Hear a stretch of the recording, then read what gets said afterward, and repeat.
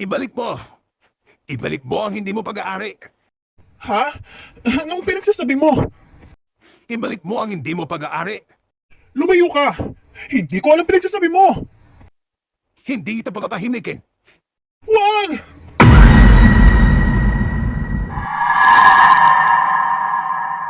Tagaktak ang pawis ko sa biglaan kong pagbangon mula sa aking malambot na kama ng bandang katanghalian.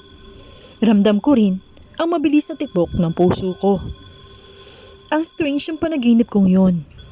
Mahigit 1 linggo ko na iyong nararanasan mula na nagbakasyon ako galing sa Palawan. Ewan ko ba, pero same repetition ang nangyayari sa akin on the same thoughts na iba't ibang image na kung ano man ang nagpa-pop in sa panaginip ko. Hindi ko na halos maintindihan ang sarili ko. Ito ang major dilemma na nararanasan ko ngayon. Napaisip ako kung ano bang gamit ang tinutukoy niya. Ang tanging pagkakaalam ko lang ay halos marami akong mga souvenirs na nabili mula sa Palawan. Ako nga pala si Rakido na taga Makati. Isa akong traveler lover and nature lover. Pero ang tampok na ibabahagi ko ngayon ay yung horrific experience na nakuha ko mismo sa Palawan. Marahil, maiintindihan ako na ilang nasa katulad ko ring same group of people na nag-i-spend talaga ng savings para sa ganong traveling plans upang makapag-create ng unforgettable memories and also a legacy. Ang isa rin sa bagay ay upang makapag-share ng mga kakaibang learnings from the experiences. Ibinahagi ko rin pala ito kay Miss Lino Sabido upang makapaghatid din ng entertainment sa ating mga manonood. Hopefully po ay makapagdulot ito ng aral sa inyo. Halos hirap na akong makatulog ng maayos sa gabi. Naisipan ko na nga ring magpakonsulta sa isang neurologist upang masiko ang tamang treatment para sa problema ko. Subalit, halos matatapos ko na ring maubos ang gamot na nireseta sa akin. Ay same horrific dreams pa rin ang meron ako. Bukod pa roon, nagawa ko na nga ring mag-seek ng help sa simbahan sa pamamagitan ng kumpisal upang ma-renewed ang mental state ko. Pero mayroon akong na-experience habang papunta ako sa simbahan sa bawat tao na nakakasalubong ko sa daan. Ewan ko ba, pero ang creepy. Parang kakaiba sila kung tumingin sa akin. Hindi ako gumagamit ng ipinagbabawal na gamot ha. Halos lahat din naman ng mga tao ay may kanya-kanyang tinatawag na instinct mind. Kaya alam ko ang aking sinasabi sa mga pagkakataong ito. Lahat ng taong nakakasalubong ko ay ang tatalim nilang tumingin sa akin. Parang same eye ang napaposes sa bawat tao na nakikita ko sa daan. Ramdam na ramdam ko ang talim ng mga tingin na yon sa akin na halos tumatagos iyon sa aking pagkatao. Ramdam na ramdam ko ang takot sa aking dibdib.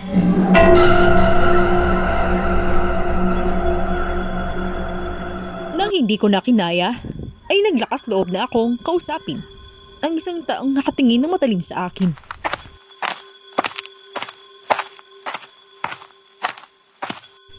Ano bang problema mo, kuya? Ano ho, mister? Wala naman akong problema. Ikaw ata ang may problema eh. Napablink ako ng ilang beses. Nagiba na muli ang pagtingin ko sa kanyang mga mata. Hindi na isang galit na mata ang nasilayan ko sa kanyang mga mata, kundi isang matang malamlam na paningin. Naku ho, mister. Pasensya na. Akala ko ho, may problema kayo sa akin eh. Pasensya na po talaga. Sige ho, mauuna na po ako ha. Nilisan ko ang taong yon. Nabitbit ko ang matinding kahiyan sa utak ko.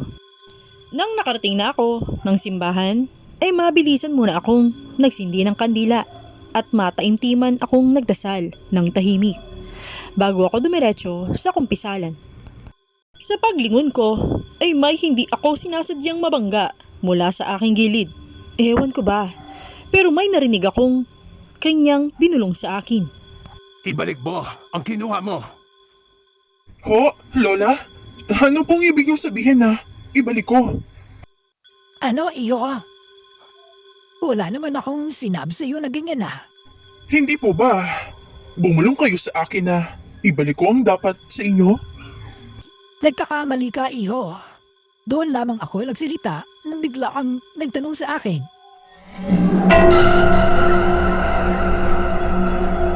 Halos nasyak ako sa sinabi ng kausap ko. Pagkatapos niyon, ay hinayaan ko na lamang ito na umalis sa aking harapan. Naiwan na lang akong punong-puno na pagtataka sa aking sarili.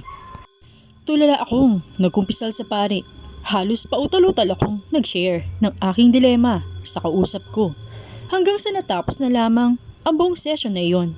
Sa mga sumunod na araw, ay sinunod ko ang lahat ng advice na sinabi sa akin ng pare. Nagdasal ako na nagdasal. Nakatulong nga ito sa akin. Nawala nga ang agam-agam ko sa mga sumunod na linggo. Naging maayos na rin ng pagtulog ko. Subalit, sa mga sumunod na linggo ulit, nang hindi ko na napagpatuloy ang aking pagdarasal, ay tila baga, parang nanumbalik pa rin ang same dilema ko. Ang mas nakakatakot pa ay para bang may nakikita na akong kung ano-ano sa loob ng mismo ng sarili kong kondo. Nang minsan akong nagbabasa ng aking libro, sa mismong sala ko ay para bang may nahagip ang aking peripheral vision. May biglang kulay puti akong nakita na napadaan sa gilid ko papunta sa kwarto ko. Segundo lang ang pagitan nito. Inakala ko noong una. Ito lamang ay guni-guni ko. Kung kaya't akin itong binaliwala. Ngunit pagkaraan muli ng 20 minutes, muli na namang may dumaan sa gilid ko. Subalit, nagmula ito sa loob ng aking kwarto palabas. At napadaan muli sa gilid ko. Segundo muli ang pagitan nito. Ganoon kabilis sa mga pangyayari. Hindi ko na ito ipinagwalang bahala. Nagdulot na ito ng matinding takot sa akin. Sinubukan kong suyurin ang buong sulok ng kondo ko.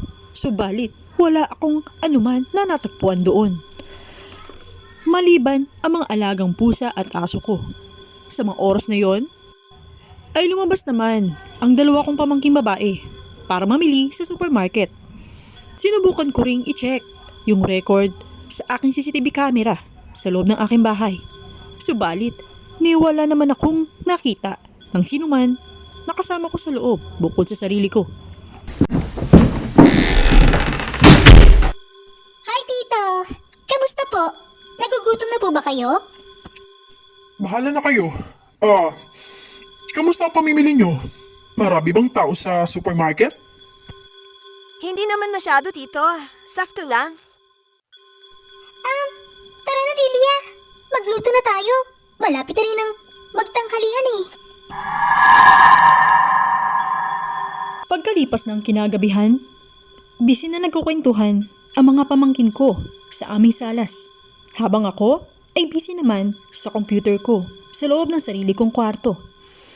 Nang may narinig si Lilia na para bang biglang nag-open daw ang pintuan ng isang kwarto na malapit lang sa aming salas. Ito yung mismong collection room ko. Dito nakadisplay lahat ng mga souvenirs na nakukuha ko sa lahat ng mga lugar na napupuntahan ko. Umagaw ng pansin kay Lilia ang dahan-dahang pagbukas ng pintuan doon. Sinubukan niya iyong puntahan. Pagkabukas niya sa loob, ay inikot niya ang kanyang paningin. Pero wala naman siyang napansin na sinuman. Hindi pa siya nakontento. Ay nahalina pa siya na tuluyang pumasok sa loob. At sa kanya sinubukang ikutin ang kabuuan ng lahat ng mga collection ko na nakadisplay roon. Halos nahalina siya kung kaya't nagtagal din siya roon ng mahaba-habang minuto. Maya't maya pa ay bigla siyang may narinig na para bang may naglalakad palapit sa kanya. Ang mga tunog ng lakad na kanyang narinig ay nagmumula mismo sa kanyang likuran. Ang pagkukwento pa ng pamangking ko ay nakapagdulot ito ng matinding nerbiyos sa kanya. Sabayan pa ng sobrang katahimikan na bumabalot sa kabuuan ng kwartong iyon. Hindi na siya nakatiis, ay agara naman siyang lumingon sa kanyang likuran. Subalit, wala naman siyang natagpuan ng anuman. Maya't maya pa, ay may pailan-ilan ding sit-sit ang umagaw ng kanyang pansin. Psst! Psst! Para bang nagtatago lang ang mga iyon sa iba't ibang tukador na naroon sa loob. Hay nako! Nelia, huwag kang ang nambubis dyan Hindi ka nakakatuwa. Pagkalipas pa ng ilang minuto, walang reply ang tumugon sa pagsita niya. Umulit pa ng ilang beses ang mga pagsitsit na iyon na umalingaw-ngaw sa buong paligid. Sinubukan pa rin niyang ikutin ng kanyang paningin ang kabuuan ng kwartong iyon.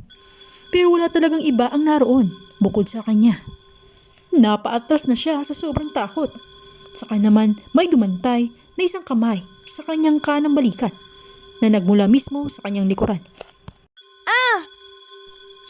Bruha! Bakit mo kailangan sumigaw dyan Hay nako naman, Nelia. Halos malaglag ang puso ko sa iyo Bakit ka ba nanggugulat yan? Ikaw kasi, ang tagal mong lumabas dito sa loob ng kwartong ito. Kanina ka pa hinahanap sa akin ni Tito Rakido Ganun ba? Ano bang ginagawa mo rito? Ewan ko ba? Ang creepy rito. Mamaya ko na lang sasabihin sa iyo. Tara na sa labas. Ay ganun, ang weird lang. Ang experience na iyon ni Lilia ay hindi niya naiwasan na ikwento sa akin. Marami pa raw silang na-experience na mga kakaiba mula nang napagpasyahan nila na tumira para samahan ako rito sa sarili kong kondo. Kadalasan pa raw, kapag silang dalawa na lamang ang natitira sa loob, ay minsan pa raw ay maraming pagkakataon na nakakarinig sila ng mga pagkalabog ng kung ano man sa loob ng collection room ko. Minsan pa nga ay natatagpuan nila na nakabukas ang tubig sa loob ng CR na malapit sa collection room ko. Lalo na kapag sasapit ang gabi. Sa paglipas pa ng ilang mga araw, ay napagpasyahan ng dalawa kong pamangkin na umuwi muna sa kanya-kanya nilang bahay. Bumalik na naman ako sa pag-iisa ko sa mismong kondo kong iyon. Malakas ang pakiramdam ko na para bang may kasama ako sa loob ng sarili kong kondo. Hindi na ako makatiis, kundi kumonsulta na sa isang albularyo na nirefer sa akin ng aking mga pamangkin. Nagset ako ng schedule para anyayahin ito na dumalaw roon. Araw ng Biyernes.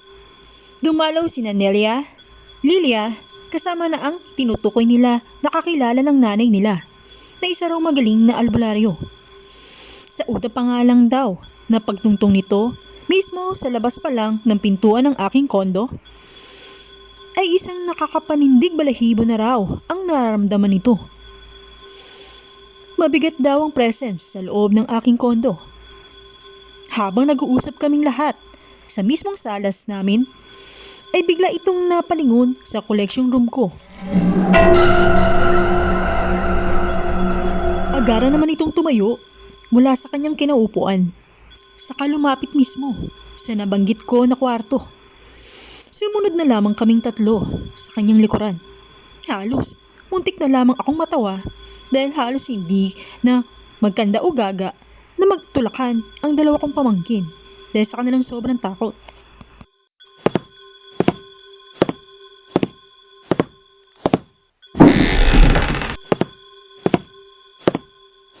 Dito nagbumula ang lahat. Mula sa mga bagay na dinala mo rito sa poder mo. Anong ibig mong sabihin? May mensaheng pinapasabi. Ibalik mo raw ang hindi mo pag-aari. Pigamit ang kinuha na hindi mo pinaalam. Pinaalam? Ang tanda ko. Nagsimula ang lahat ng ito pagkatapos kong galing sa Palawan. Nakita ko na. Malakas ang enerhiya na nagbumula rito sa antik na banga na ito. Ipagpaumanhin po ninyo ha. Sa totoo lang, nakuha ko lang yan na nakabaon sa lupa eh. May isa akong famous na cave na pinuntahan sa Palawan. And I think very interesting na gawing koleksyon ang napulot at nakita ko. Kaya nagpasya na lang akong ito'y kunin at dalhin dito. I guess, wala namang may-ari nito.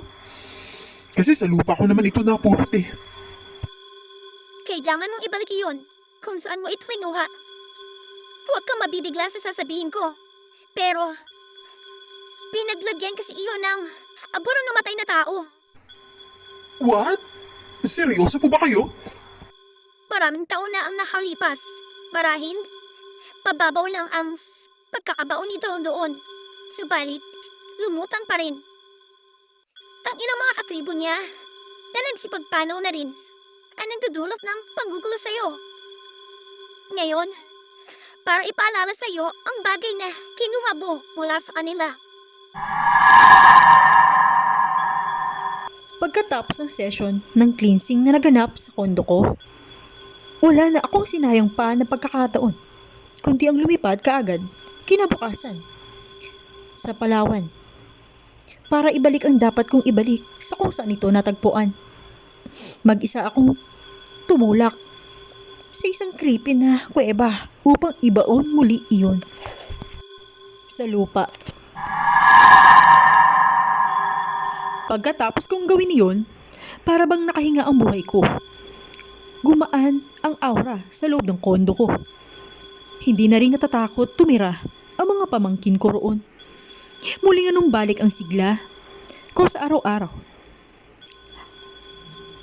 Ang isa sa matinding aral na nakuha ko ay dapat siguraduhin ko ang safety ko sa lahat ng mga bagay, maging sa anumang ipinapasok ko sa aking tahanan. At dito na po nagtatapos ang aking ibinahaging experience sa inyo. Naway meron po kayong natutunan. Hi po, kamusta po kayong lahat? Nagustuhan niyo po ba ang ating inihandog na experience sa inyo? Kung ito inyong nagustuhan, huwag niyo po kalimutan na mag-subscribe, i-share ito, mag-like, at mag-comment sa aking YouTube channel kung may nais po kayong sabihin.